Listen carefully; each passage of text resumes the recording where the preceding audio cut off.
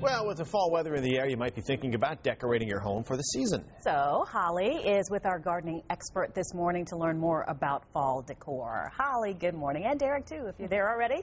Yeah, he is. Of course he's here already. He's right here. Allison's wondering if you're present. He's been busy as a little bee working at Ed's Plant World this morning. It has some great stuff for us to do. So this is what I want, Derek. Yes. I want instant impact and lasting beauty. All right, we'll start with beautyberry. Okay, very good. This time of year, that is one of Mother Nature's last pops, if you will, in the garden. And that's what we're talking about today. You know, just because your annuals have started to fade or you may have gotten that first frost coming your way, you don't have to stop having beauty in the landscape. I love the color of that. Isn't that gorgeous? Yeah, and, you know, fun.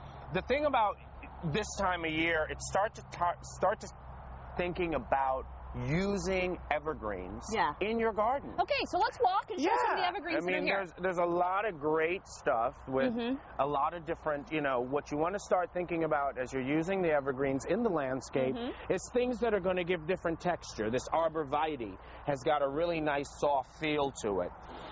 You know, you've got a pine here that's naturally a yellow color, and this is going to last all winter. So I was going to say, because we're focusing a lot on like planting for the fall season, but really, if you do an evergreen garden, this is going to go into the winter and into the spring. Going to get you, and that's when you start thinking about 3- and 4-season gardens. Right. You know. What I actually did was I put together a little demonstration garden because many times, you know, people want to think about, okay, well, how do I get from A to B with my design work? I have you come over. That's how I do. No. Yeah. Well, that have someone like Derek do it. No. A good thing to do is when you come out to the nursery, think about the plants in different, you know, you want to think about the different colors. So you've got the contrast here going on with this arborvitae.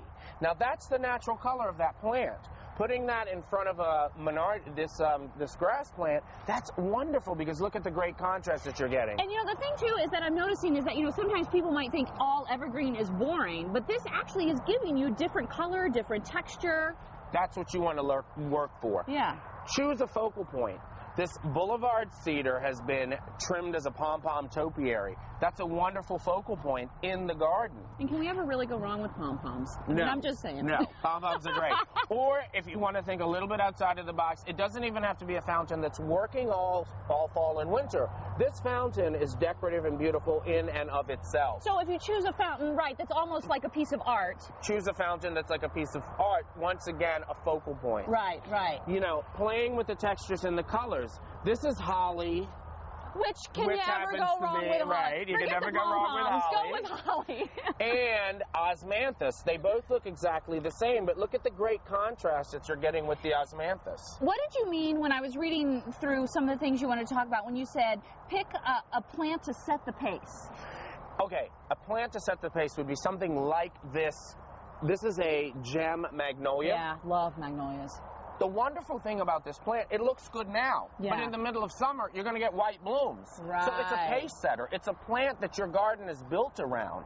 It's the plant, it's your go-to plant. Yeah. Okay? You know, and I was just thinking when we started off the top, I said I wanted, you know, instant impact and lasting beauty. That is the other great thing about evergreens. I mean, it's green when you put them in. It's instant. It's green when you put them in. It's also wonderful for people who have allergies that may not want to do the flowers because this garden is going to look just as good now as it does in the height of summer.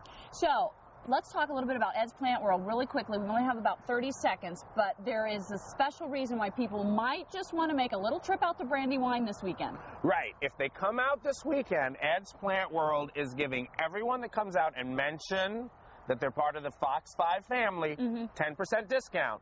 And if you come out as a family, you're getting a free pumpkin. Stop it.